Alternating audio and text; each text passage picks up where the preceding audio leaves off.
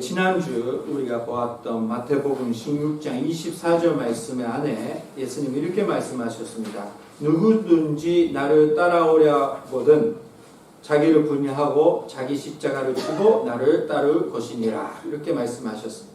이것이 바로 제자들의 삶의 방식을 가르쳐 주시는 겁니다. 우리들은 자기를 부인한다. 그 말씀 뭐였습니까? 하나님의 뜻을 첫 번째로 생각하는 자로 살아라는 겁니다.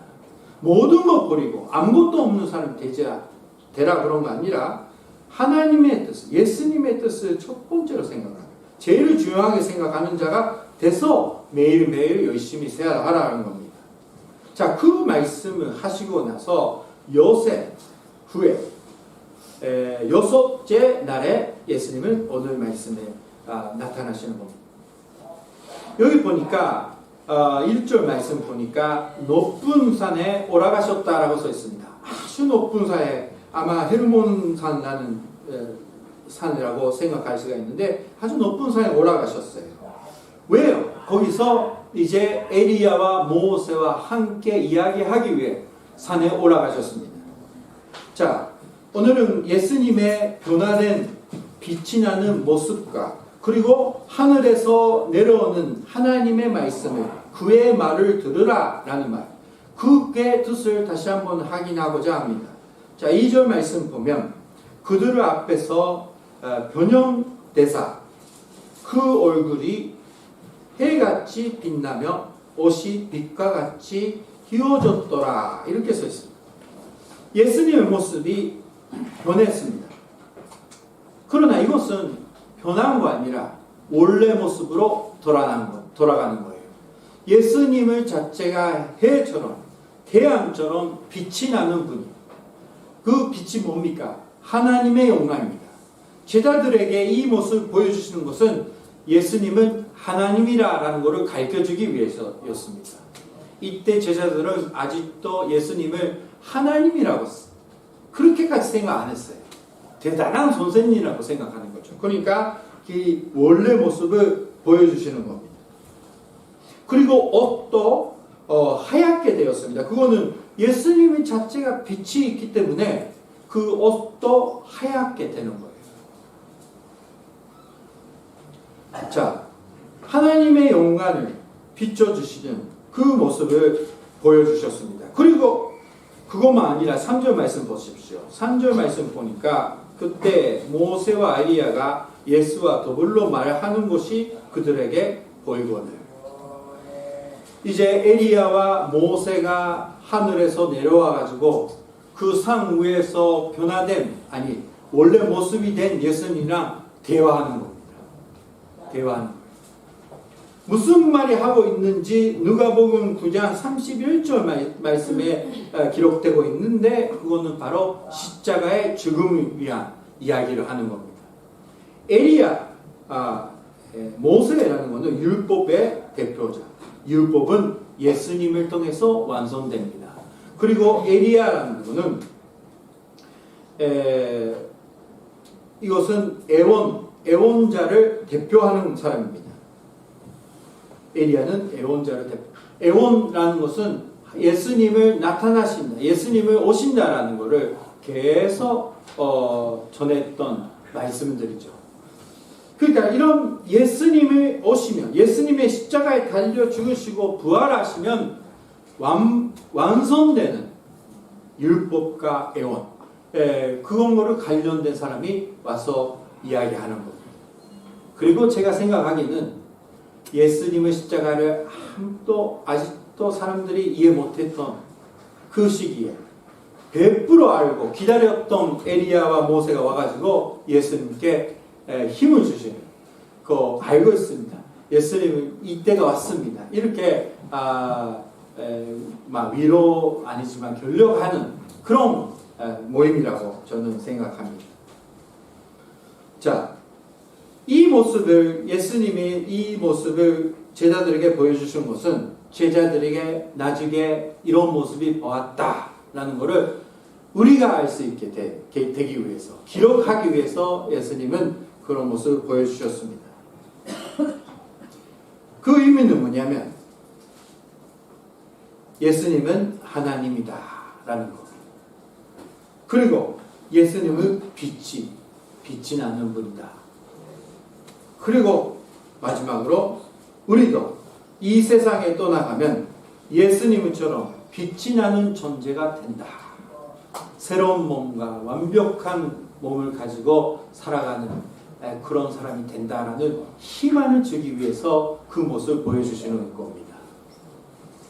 사랑하는 형제자매님, 예수님의 그 빛이 있기 때문에, 예수님의 그 하나님의 영광의 빛이 있기 때문에 오늘은 우리가 제가 있으면 제가 있다, 부족한 부분이 있으면 부족하다라는 것을 느끼고 있는 겁니다. 이 빛이 있기 때문에 우리 마음속에 제가 있는 거 알게 되는 겁니다. 그러니까 이것이 은혜예요. 예수님이 빛이시는 분이라는 거. 에베소서 5장 8절 말씀 보니까 너희가 전에는 어둠이더니 이제는 주 안에서 빛이라 빛의 자녀들처럼 행하라 이렇게 말씀하고 계십니다.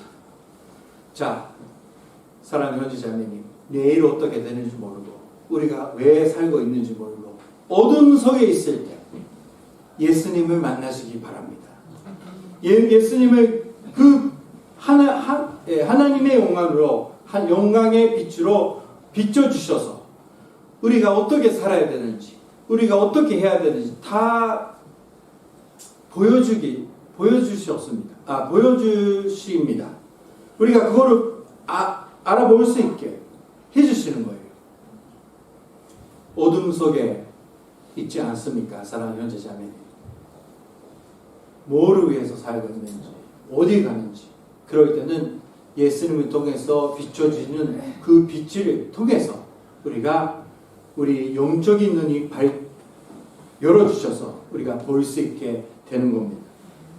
그거만 아니라 우리가 언젠가 예수님처럼 그 몸을 가지고 부활하는 그 날이 온다라는 것을 희망을 가지고 병 걸리고 어려움 가운데 마음이 아픔 가지고 그 약해지는 그 몸을 가지고 있는 우리들을 그 희망을 가지고 매일매일 살아가면 오히려 우리는 빛이 나는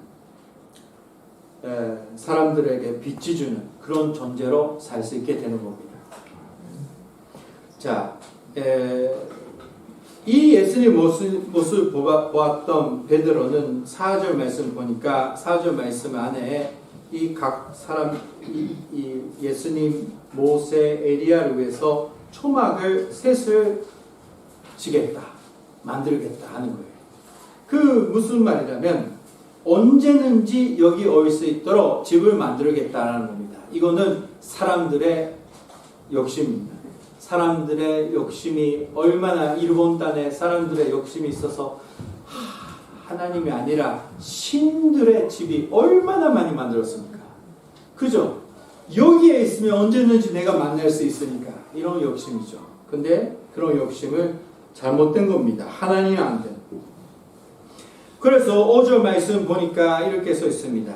말할 때에 흘려니 빛난 구름이 그들을 덮으며 구름 속에서 소리가 나서 이르시되 이는 내 사랑하는 아들이요 내 기뻐하는 자니 너희는 그의 말을 들으라.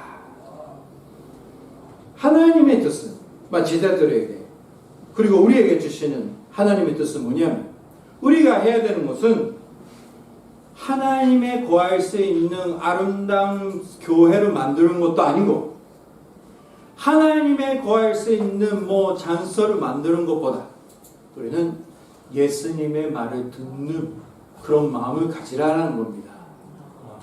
그렇게 하면요, 예수님 말씀을 듣는 마음을 가지면 이제 성령님이 우리 마음속에 계실 수 있게 됩니다.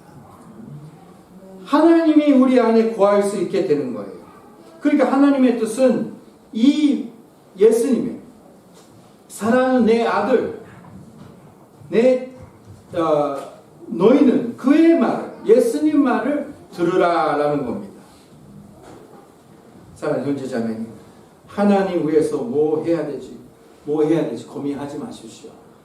우리가 그냥요 예수님의 말을 듣는 자라면 100% 하나님의 뜻을 행하는 자입니다.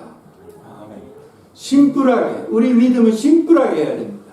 하나님 위해서 이것도 하고 그것도 하고 그것도 하고. 근데 그거는 예수님 말씀을 듣고 나서 하나님의 뜻이 알게 되면 그거를 하면 되는 거예요. 그러니까 예수님의 말씀을 먼저 듣는 자가 우리가 돼야 되는 겁니다. 우리 요카마 교회는 예수님의 말씀을 듣고자 하고 있는지, 우리 요카마 교회에 다니는 무리들, 목사부터 시작했고 우리 한 사람 한 사람은 진짜 예수님의 말씀을 듣고 싶다고 교회에 오고 있는지 우리 잘 생각해야 됩니다. 하나님의 뜻은 그의 말을 들으라. 자, 이 말씀을 듣고 제자들은 엎드려 두려워했다고 1절에 나옵니다. 베드로와 제자들은 자신들에게 잘못된 욕심이 알고 지적하신 하나님의 음성을 듣고 두려워하는 거예요. 베드로는 제일 그게 알게 되는 거예요. 야, 집이? 웃기지 마라. 웃기지 마라고 하나님 얘기 안 하지만 집이? 그런 거 아니야. 너는 내 사랑하는 이 아들 예수님의 말을 들으라 그런 거예요. 우리는 교회 모이면서 기독교인으로서 뭐 이런 거 해야 된다, 이런 거 해야 된다, 뭐 정치 이야기도 하고 뭐 나라 위해서 이런 거 해야 돼. 그것보다 더 중요한 것은 우리 한 사람 한 사람이 예수님의 말씀을 듣고 있느냐입니다. 예수님 말씀을 듣지도 않고 내가 하고 싶은 일을 하나님의 이름으로 하겠다고. 그런 잘못된 것이 너무나 많다는 거예요. 자, 우리는 예수님의 말씀을 잘 듣고 그리고 언젠가 예수님처럼 된다라는 희망을 가지고 살아가는 우리 한 사람이 되면 좋겠습니다. 7절 말씀 보니까 이렇게 두려워하는 제자들에게 예수께서 나와 그들에게 손을 대시며 이르시되 일어나라 두려워하지 말라 이렇게 말씀하셨습니다. 이것이 바로 우리와 함께 계시는 예수님이 하시는 일입니다. 예수님의 역할이죠. 그거는 뭐냐면 우리는 너무나 약하고 두렵고 그리고 죄가 많고 우리가 이렇게 두려움이 얼마나 많습니까? 그럴 때마다 예수님은 야 그렇지 그럴 수밖에 없지 그런 거 아니라 우리 만져주시면서 우리를 위로해 주시는 거예요. 두려워하지 말라고. 왜요? 예수님은 곁에서 우리에게 힘을 주시고 우리가 죄가 있으면 그 죄를 위해서 죽으시기 때문에 대신 죽었으니까 이제 회개하면 다시 그 죄를 용서해 주시는 그런 은혜를 주시니까 옆에서 두려워하지 말라. 너는 부족하지만 내가 도와주겠다 하는 겁니다. 자, 우리는 우리들의 인생이 고난과 죽음에서 나중에 기쁨과 생명으로 변화되어 가는 과정입니다. 그거를 예수님이 도와주시는 거예요. 선한 목자 예수님이. 그러니까 우리는 두려워하는 이유가 없는 겁니다. 사랑하는 현재 자매님 알고 있습니다. 현재 자매도 여러 가지 두려움을 가지고 있고 제 문제 때문에 또 부족함 때문에 두려워 가지고 있습니다. 그러나 우리의 곁에 계시는 예수님은 두려워하지 말라. 일어나라. 이렇게 힘을 주시는 분입니다. 그래서 우리가 예수님의 말을 들어야 되는 거예요. 다른 사람들의 말, 세상 사람들의 판단 아니라 예수님의 말을 먼저 듣고 위로를 받고 두려운 마음 아니라 담대하게 하나님에 따라가는 하늘의 영광을 바라보면서 살아가는 우리 그런 한 사람 한 사람이 될 수가 있는 겁니다. 주 예수의 말씀을 듣는 요카마 교회와 저와 여러분 되시기를 주님의 이름으로 축원합니다. 기도하시겠습니다.